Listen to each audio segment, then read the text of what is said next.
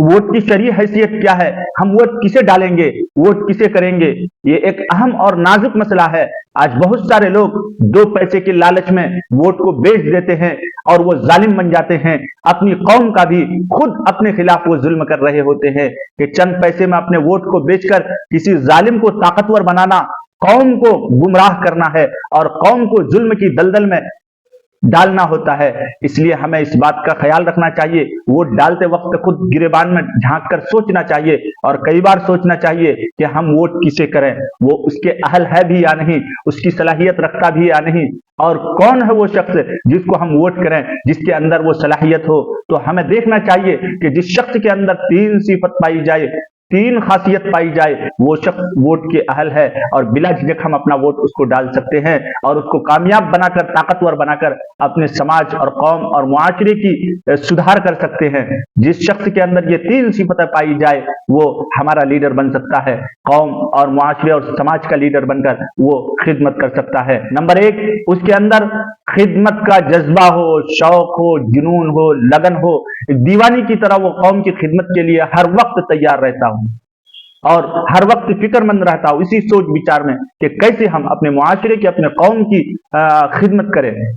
तो उसके अंदर कौम की खिदमत का जज्बा हो। जिस इंसान के अंदर कौम की खिदमत का जज्बा ना हो, आप उसे वोट ना कीजिए। अगर आप उसे वोट करेंगे तो यूं ही वो सोते सोते पूरे 5 साल निकाल देगा, यही बेअतनाई, लापरवाही में वो अपना 5 साल गुजार देगा। नंबर 2, उसके दिल में दुनिया की हिर्स और हवस ना हो। अगर उसके दिल में दुनिया की हिर्स और हवस और लालच होगी तो वो जो कौम की खिदमत के लिए जो कौम के पैसे आएंगे वो खुद ही अपने जाती खर्चे पर लगा देंगे, अपने बंगले बनाने में और गाड़ियां खरीदने में और दूसरे आयशो इशरत अय्याशी में और दूसरे कामों में वो सर्फ कर देंगे, क्योंकि उसके अंदर दुनिया की हिर्स और हवस है। और दुनिया की हिर्स और हवस जिस इंसान के अंदर आ जाए, पूरी दुनिया भी मिल जाए तो उसका पेट नहीं भरेगा। आदम की औलाद कब्र की मिट्टी ही भर सकती है। मेरे मुहतरम बुजुर्ग दोस्तों, तो उसके अंदर दुनिया की हिर्स और हवस ना हो। आप अगर सहाबाई किराम की तारीख उठाकर देखेंगे तो सहाबाई किराम रिज़वानुल्लाहि अलैहिम अजमाइन में से जिस सहाबी ने खिलाफत संभाली है, जिस सहाबी ने कौम का लीडर बना है और खिलाफत में आई है, तो उस सहाबी के अंदर दुनिया की हिर्स और हवस नहीं थी, दुनिया की लालच नहीं थी। हजरत अबू बकर सिद्दीक रज़ियल्लाहु अन्हु की खिलाफत को आप याद कीजिए। जब उन्हें खलीफा बना दिया गया, खलीफा बनते ही वो सहाबी रसूल हजरत अबू बकर सिद्दीक रज़ियल्लाहु अन्हु सुबह को उठकर चंद चादर अपने कंधे पर डालकर बाजार की तरफ निकल रहे हैं और बाजार की तरफ निकलते वक्त रास्ते में हजरत उमर फारूक रज़ियल्लाहु अन्हु से मुलाकात हो जाती है। हजरत उमर फारूक रज़ियल्लाहु अन्हु खड़े करके पूछते हैं कि अबू बकर कहां जा रहे हो, किधर जा रहे हो। हजरत अबू बकर जवाब देते हैं कि उमर, बाजार जा रहा हूं, तिजारत की गर्ज से ये चंद चादर बेचने फरोख्त करने जा रहा हूं।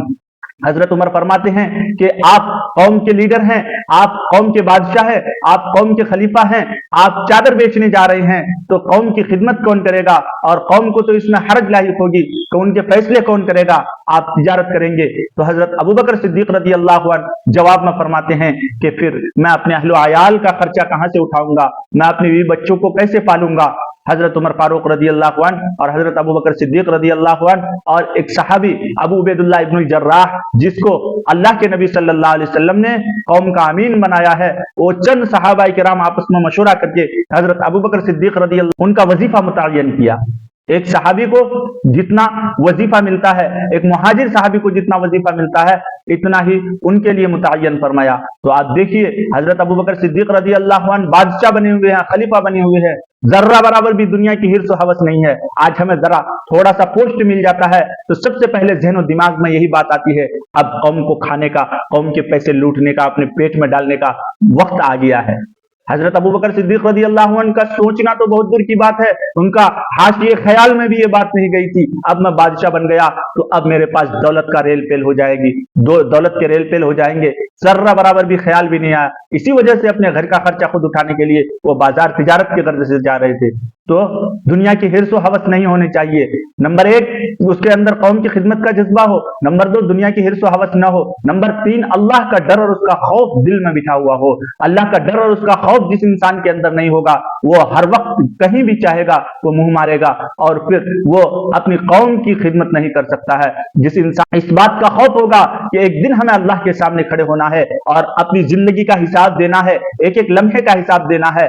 یہ قوم کے جو پیسے آ رہے ہیں یہ حقوق العباد میں ہے, اگر ہم ان کے حقوق ادا نہیں کریں گے یہ قوم کل قیامت کے دن ہمارے گریبان پکڑ کر ہمارے سامنے کھڑے ہو جائیں گے اور ایک ایک کا پیسہ ہمیں وہاں چکانا ہوگا. تو جس انسان کے اندر یہ ڈر اور خوف ہوگا اور اسلامی تعلیمات کی روشنی میں اس کی تربیت کی ہوئی ہوگی یا اسلامی معلومات اس کو ہوگا, جبھی وہ انسان اللہ سے ڈر سکتا ہے. تو اسلامی معلومات بھی ان کے اندر ہونی چاہیے.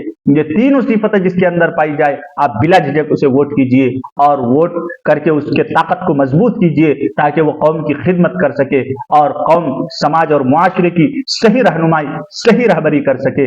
اللہ تعالی ہمیں اور آپ کو عمل